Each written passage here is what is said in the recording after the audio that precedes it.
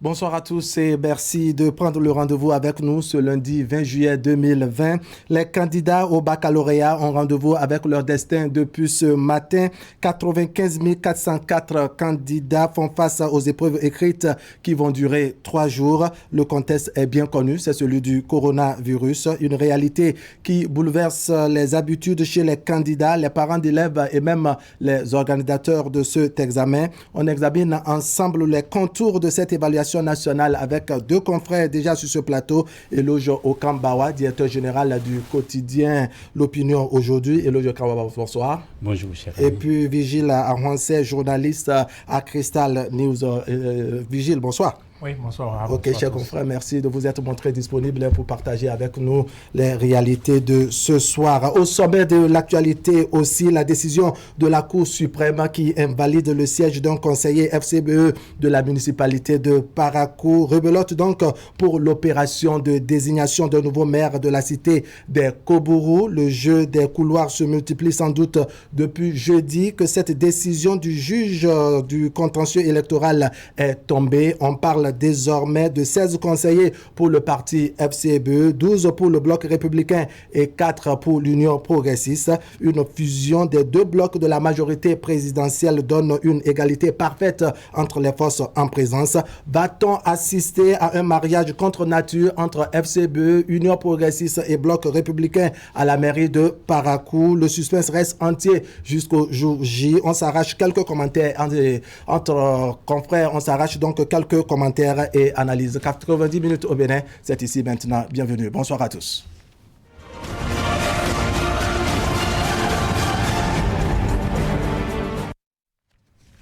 Voilà, on va démarrer par la une des journaux, notamment Fraternité, qui titre ce matin « Contrôle de la municipalité de Parakou, tous les calculs sont permis ». Suspense autour d'une bataille avec en amont une égalité parfaite entre les FCBE et les deux blocs de la majorité présidentielle. Camille Azomaou au sujet de l'interdiction d'importation des œufs de table. C'est une première victoire pour les agriculteurs béninois. Et puis forum virtuel à Cotonou, la CCIB pense à l'avenir du secteur privé après le coronavirus.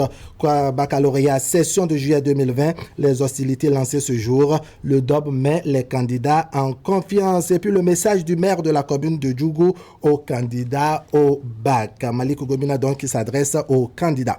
À la une maintenant de matinale, Ousmane Traoré sur l'invalidation d'un siège de la FCBE. La main invisible vient de notre parti, affirme le conseiller. Puis ordonne à la détenue qui oppose un non catégorique entre l'alliance, sinon de l'alliance UP et FCBE. Matin libre à présent, Parakou, contrôle de la mairie après la décision de la Cour, les schémas qui s'offrent au FCBE baccalauréat 2020, 95 404 candidats planches ce lundi.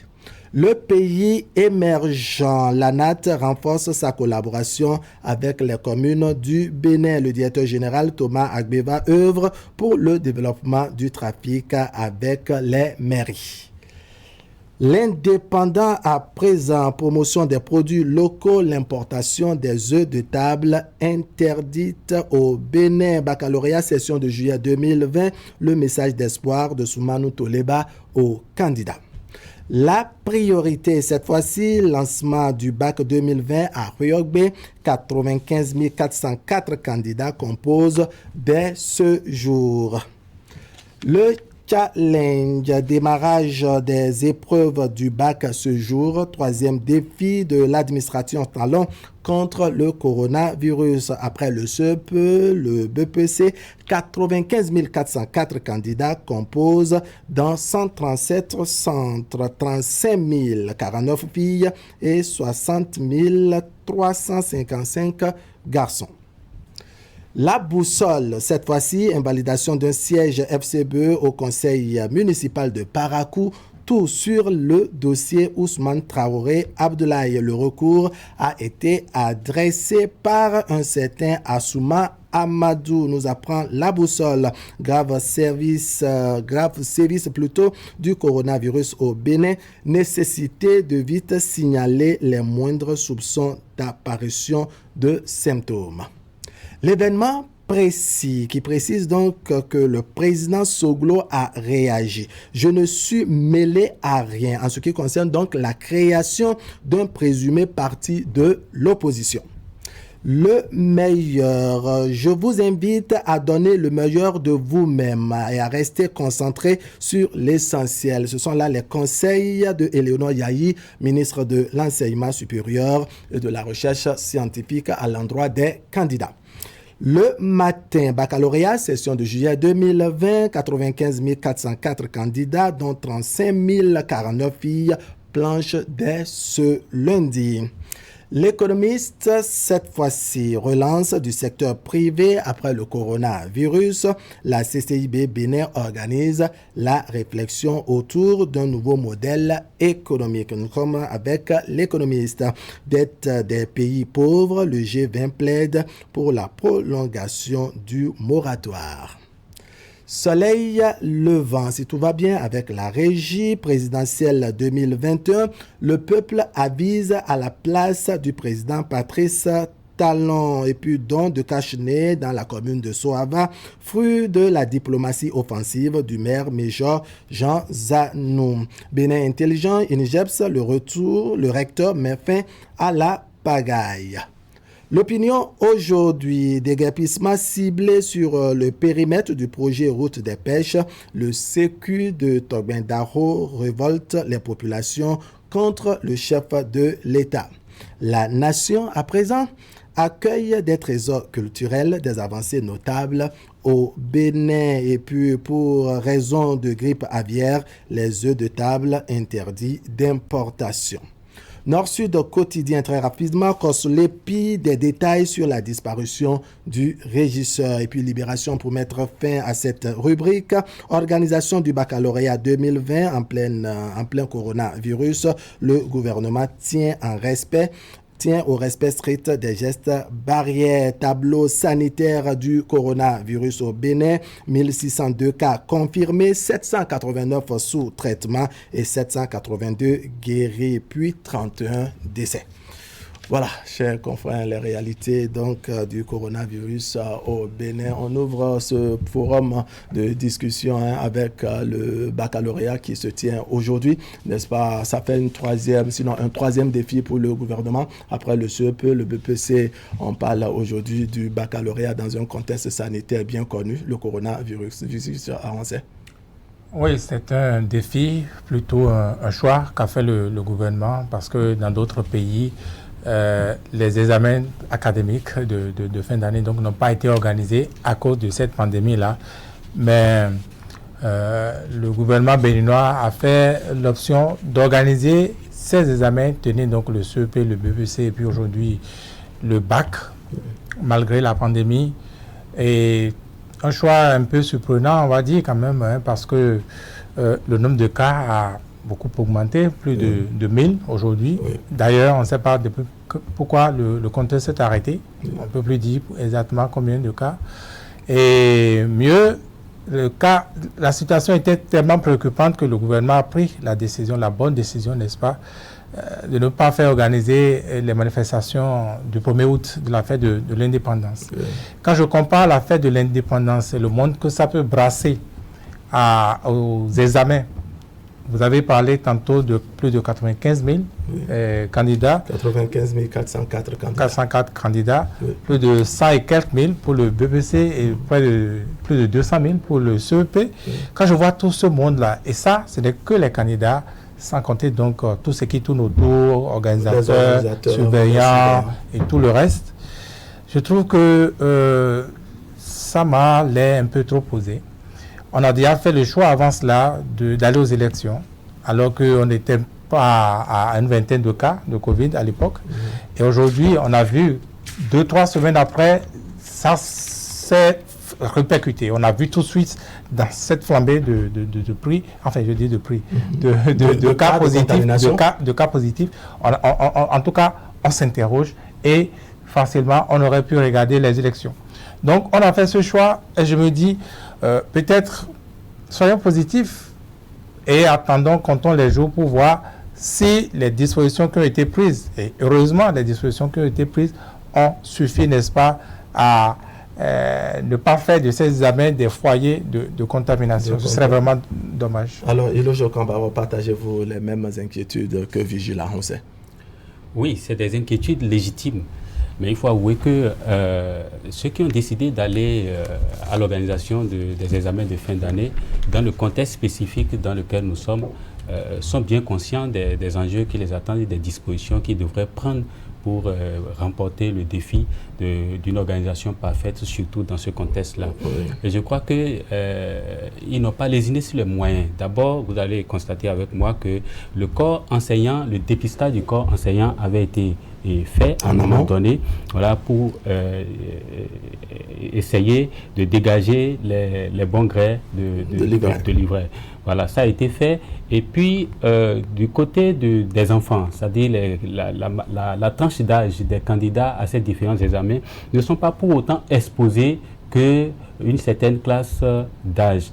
Et donc, à partir de ce moment, la sensibilisation a été amplifiée de manière à amener les candidats d'abord à se prémunir et à prémunir les parents à ne pas s'exposer. Ce contexte a d'ailleurs permis aux candidats de rester chez eux pour se concentrer sur leur cours. Mais est-ce que vous pensez, avec le peu de temps qu'ils ont eu, contrairement aux années antérieures, que les candidats ont reçu l'essentiel avant d'aller faire face aux épreuves? Oui, il est clair que certains examens, ce n'est pas un concours. Oui. Et les épreuves qui leur seront proposées vont tenir compte de l'exécution, du niveau d'exécution du programme. Je crois que ça ne va pas être, ça ne pourrait être autrement. Mais à partir de ce moment, le peu qu'ils ont pu avoir, ils ont eu suffisamment de temps pour se concentrer sur ce peu-là et se préparer, surtout que le contexte s'y prête bien. Les gens sont restés chez eux pour ce qui concerne les candidats aux différents examens. Et vous allez constater avec moi que juste après le CEP, il n'a pas eu une flambée en tant que telle. La flambée du nombre... Oui, bon, peut-être que c'est trop rapide. Mais ceux qui étaient en contact, ceux qui étaient en contact pendant ces examens, c'est une couche donnée qu'on connaît. Et puis le personnel enseignant qui était avec eux, c'est des gens qui ont pris la mesure de se faire dépister et les mesures barrières ont été observées. Nous avons suivi tous l'organisation, le déroulement de ces deux examens qui sont passés, c'est-à-dire le CEP et le BPC, et nous savons comment ça a été organisé. Alors, Vigile Aroncet, il n'y a pas trop à craindre par rapport à l'organisation de ces différents examens. À l'observation des dispositions, surtout des mesures barrières. Alors, Vigile Aroncet, le quota horaire, plus ou moins, contrairement aux années antérieures, n'est pas le même. Le quota horaire n'est pas le même. Qu'est-ce que vous attendez en termes de résultats, ce qui concerne donc ces examens? Est-ce que vous pensez que les candidats ont reçu vraiment l'essentiel qu'il faut avant d'aller composer? Non, comme le disait Eloge, ils vont être évalués d'abord sur ce qu'ils auront vu, donc sur le niveau d'exécution des programmes.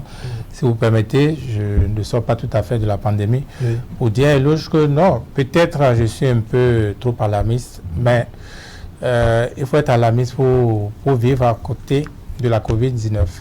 Les pays qui ont été, n'est-ce pas, on fait dans la légèreté, on connaît. Les dirigeants qui ont fait dans la légèreté, je peux vous donner des noms. Là, vous les connaissez. Vous les connaissez. Voilà. Donc, positivement alarmiste. Oui, il faut être. Je crois que c'est mon cas. C'est mon cas. On peut conclure qu'il y a eu. Vous savez, est-ce que nous devons nous interroger. Pourquoi subitement le compteur est bloqué? Je ne dis pas que c'est parce que bloqué comment? Le compteur, on ne connaît plus depuis un certain jour. Le ministère de la Santé publique ne nous dit plus le nombre de cas positifs comme il se donnait cet exercice au quotidien. S'il vous plaît,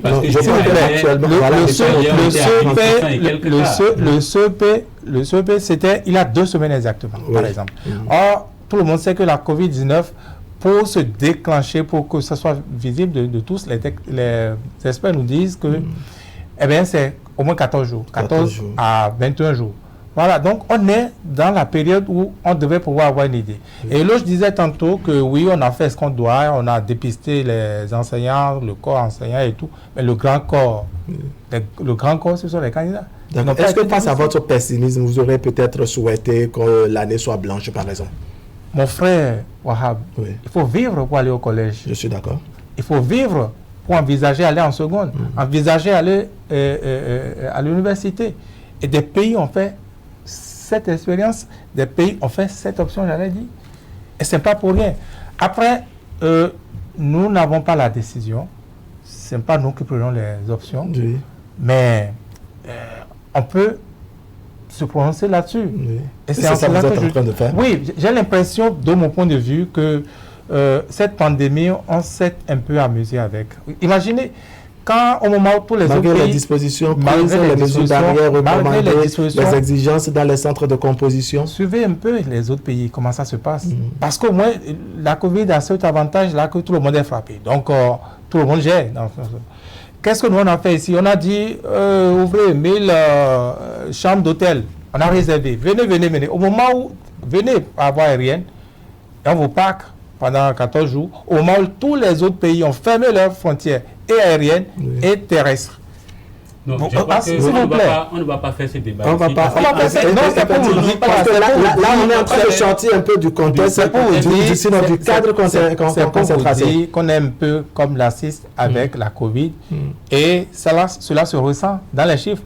Au moins ça peut se voir. Attendez, s'il vous plaît. Écoutez, ceux qui venaient c'est des concitoyens. On ne pouvait pas les laisser dans une situation fermer la porte au nez à des citoyens. Voilà, et on vous aurait compris, on va changer. Et je crois que on a pris les dispositions pour les interner pour que les 14 jours, voire les 21 jours d'incubation du virus. Voilà, on a pris les dispositions pour les interner. On a également les lâcher dans le sein de la population. À Débaillot, on va évoluer dans le débat. On va évoluer dans le débat, Vigile Arancet. N'est-il plus citoyen togolais? Vigile Arancet, on va évoluer dans le débat et donc changer pour aborder le volet politique de notre échange ce soir. La Cour suprême a rendu une décision qui invalide donc le siège d'un conseiller FCBE à la municipalité de Parakou. Comment vous, à votre niveau, vous avez accueilli cette information? Bon, les juges qui laissent entrevoir, je dirais, une certaine guéguerre au sein des forces courriers pour un Bénin émergent de Parakou. Oui, c'est clair qu'aujourd'hui, ils sont dans la friction carrément parce que les juges de la Cour suprême ont rendu une décision, l'invalidation du siège d'un conseiller et l'ordonnance de la reprise de l'élection du maire, des adjoints au maire et des chefs d'arrondissement. Ce qui met les FCBE étant déjà dans une situation critique en leur sein même, ce qui les expose davantage parce que le maire Aboubakar Yaya ne bénéficie plus de la majorité absolue. Il n'est pas sûr d'être reconduit en tant que maire à la reprise des élections. Le camp d'en face, je vais parler de l'Union progressiste et du Bloc républicain, ensemble n'ont pas également la majorité absolue. Et donc, il se pose des questions. Comment ça va être organisé? C'est vrai que les dispositions de la loi sont claires dans le cas d'espèce, qui est un cas de figure unique. Ces élections ont commencé. Et donc, ça va être peut-être assez des candidatures issues de toutes les formations politiques. Oui, selon qu'on s'en tient aux dispositions du code électoral. Secret et uninominal, de manière à permettre à chaque conseiller de décider de qui sera son Vigile Arancet. Selon vous, qu'est-ce qui n'a pas marché concrètement au niveau de la mairie de Parakou? Non, je crois que c'est les guéguerres à l'interne au sein des FCBE qui ont réapparu. Pour dire simple, les problèmes avaient été réglés, ou du moins on croyait, avec la médiation entre autres des sages de Parakou. Et Aboubakar Yaya a pu se faire élire maire de Parakou. Mais contre toute attente, il a eu ce recours-là, nous dit-on, provenant du camp de Aboubakar Yaya lui-même, contre il a problème contre le conseiller Traoré Ousmane Ablaye, et donc qui, soit dit, était celui-là qui était de ceux qui avait voté contre le maire. Contre le maire. Donc il l'avait mis en difficulté. Oui. Donc il a comme une vengeance cette fois-ci qu'il a voulu prendre sur ce conseiller-là en faisant l'option. Il avait fait déjà son calcul, avait interprété la loi à son niveau et pour lui, le siège invalidé, c'est le suppléant qui venait. Bon. Donc ce calcul n'a pas été jusqu'au bout, certainement avec ce parfum de vengeance. Et donc, la Cour, et logiquement, quand le siège est invalidé, ni vos titulaires, ni vos suppléants, le siège n'est pas à vous. Donc, vous ne pouvez pas prétendre, votre suppléant ne peut pas prétendre à cela. Et donc, c'est ce qui nous a amené là. Aujourd'hui, c'est Aboubakar Yaya qui voulait être trop malin, certainement, à déplacer un poteau de la maison. Et puis aujourd'hui, la maison s'est écroulée et sur lui et sur tout le monde. Alors, quelles sont les chances des forces Corée pour un Bénin émergent maintenant à Parakou? Ils sont, je dirais, à part égale. Quand on met Union progressiste et Bloc républicain, ça fait 4 plus 12, ça fait 16. Les FCBE sont déjà 16 et au sein des FCBE, déjà, ça ne va pas complètement. Quelles sont les chances des forces Corée pour un Bénin émergent? À moins d'une volonté manifeste des deux blocs que les FCBE en face, l'Union progressiste et le Bloc républicain, qui peut-être voudront reconduire Aboubakar Yaya comme maire de Parakou. Sinon, je crois qu'ils n'ont pas du tout la chance de continuer à siéger sur ce fauteuil-là. Pourquoi? Quand vous regardez un peu la configuration politique aujourd'hui du Conseil communal de Parakou, vous constatez qu'il y a l'Union progressiste et le Bloc républicain ensemble donnent 16 conseillers contre 16 pour les FCBE sur un total de 32. Alors, il va falloir qu'ils passent au vote pour l'élection du maire.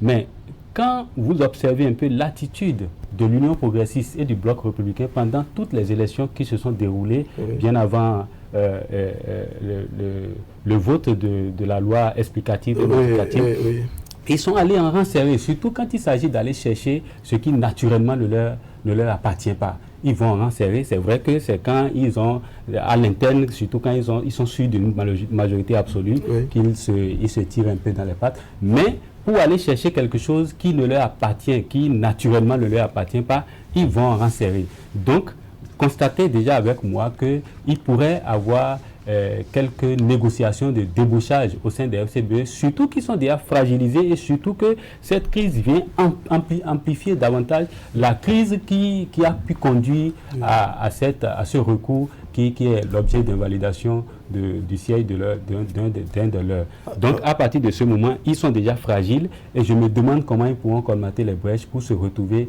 ensemble dans une certaine discipline de groupe pour faire évoluer la situation 16 contre 16 pendant longtemps, de manière à obliger le camp d'en face à céder pour qu'il puisse conserver le siège. Dans tous les cas, même si on permettait à Aboubakar Yaya, dans un accord de gouvernance qui ne dit pas son nom, de conserver le siège, il va se passer une chose. Les adjoints au maire vont être distribués entre eux. Le Bloc républicain, c'est même ça le sens même de l'accord de gouvernance. Voilà. Et à partir de ce moment, Aboubakar risque de se retrouver seul à la tête d'une équipe qu'il ne va pas maîtriser. Ça va être compliqué pour lui, légitimement, de diriger la mairie. Donc, moi, à sa place, c'est vrai que ce n'est pas l'attitude du Bariba. Le Bariba n'aime pas lâcher prise. Mais moi, à sa place, j'aurais préféré peut-être discuter avec les gens pour voir dans quelle mesure on peut déjà s'entendre. Pour l'instant, vous n'êtes pas encore à sa place, Virgile Aroncet. Vous n'êtes pas encore à sa place, Virgile Aroncet. Quel est le schéma qui se dessine actuellement pour la municipalité de Parakou? Qui entrevoyez-vous comme maire dans le rang de l'Union progressiste, du Bloc républicain ou du Parti Force Corée pour un Bénin émergent? Disons, c'est un peu difficile à dire. On peut, de mémoire comme ça, dire que Charles Tokor, l'ancien maire, le maire sortant, n'a pas rangé, qui était déjà candidat à sa propre succession avant la preuve, voilà, qui n'avait pas rangé ses ambitions. Et pour la petite histoire, ce conseiller qui a été donc débouté à la, enfin pas débouté, qui a été, dont le siège a été invalidé à la Cour suprême. Vous savez comment ça s'est passé, notamment sa conférence de presse, comment ça a été organisé, qui a invité les gens. Et donc, quand vous mettez tout cela ensemble, Aboubakar Yaya, qui certainement n'a pas dit son dernier mot, il allait là-bas pour grossir, le voilà tout petit aujourd'hui. Donc, il n'a certainement pas aussi rangé ses ambitions. Et ceux-là également de la FCBE qui avaient des ambitions et qui ont été surmergés donc, par les ambitions de Aboubacar Yaya, qui a pris le dessus, certainement, c'est le moment plus que jamais de se faire valoir. Et qui vous dit qu'il n'y a que Charles Tokor, le soleil Charles Tokor, du côté du bloc républicain. Je ne parle pas de l'Union progressiste parce qu'eux, ils sont 4. Sans doute, la logique de l'arithmétique voudrait qu'ils soient tranquilles. Voilà.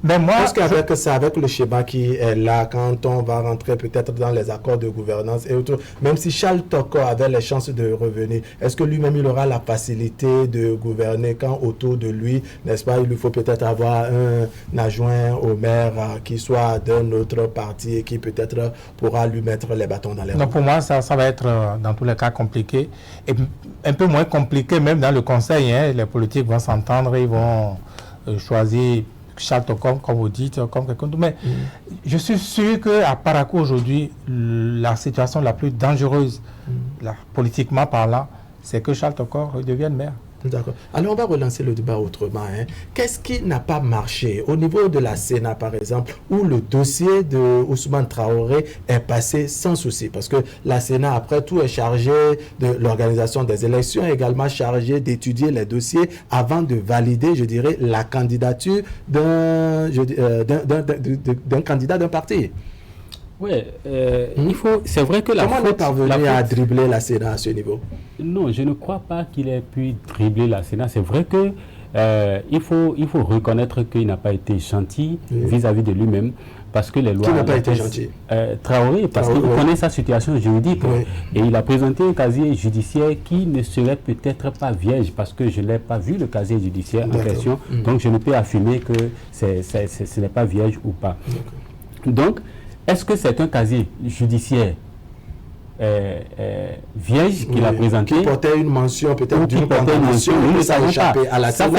Ça fait que c'est un casier judiciaire peut-être truqué, cela a échappé à la Sénat. Ça veut dire que à ce niveau de débat, nous n'avons pas les éléments pour apprécier. Ce n'est que son dossier qu'on peut ressortir. Et à partir de ce moment, on verra où est-ce que ça n'a pas trop marché. Est-ce que c'est au niveau de l'administration Sénat que le contrôle n'a pas été rigoureux, ou est-ce que c'est le conseiller en question qui a, de par sa vigilance, dribblé tout le monde pour en arriver là? Dans tous les cas, nous sommes face à une situation aujourd'hui qui est compliquée pour les FCBE, parce que quand vous regardez un peu, avec le camp d'en face, il y a une discipline de groupe qui ne dit pas son nom. Vous voyez, dans le camp d'en face, le camp Bloc républicain et Union progressiste. Qui évolue en rang serré. Comme je le disais, surtout pour aller chercher quelque chose qui ne leur appartient naturellement. Donc, du coup, les FCBE sont plus fragiles, surtout que nous sommes à la veille des élections présidentielles. Et si déjà il y a cette dissidence-là, il y a ce manque de cohésion au sein des FCBE, ça veut dire que la fissure est là et le camp d'en face peut pénétrer facilement pour déstabiliser tout le bloc FCBE. Alors, manque de cohésion au sein des FCBE, mais on peut dire qu'au-delà de la trahison, il y a également une mauvaise foi, parce que le conseiller, sinon le membre du parti FCBE qui a porté le recours au niveau de la Cour suprême, savait très bien que le candidat Ousmane Traoré n'avait pas un dossier clair. Autrement, il était sous le coup d'une condamnation. Par conséquent, il ne devait pas être candidat. On a gardé le silence, il s'est présenté candidat et c'est maintenant quand il est élu, n'est-ce pas, qu'on passe derrière pour aller présenter un recours. Non, en fait, voici ce qui s'est passé. Il avait une incohérence au niveau du code électoral et c'est cette incohérence que le conseiller en question a exploité.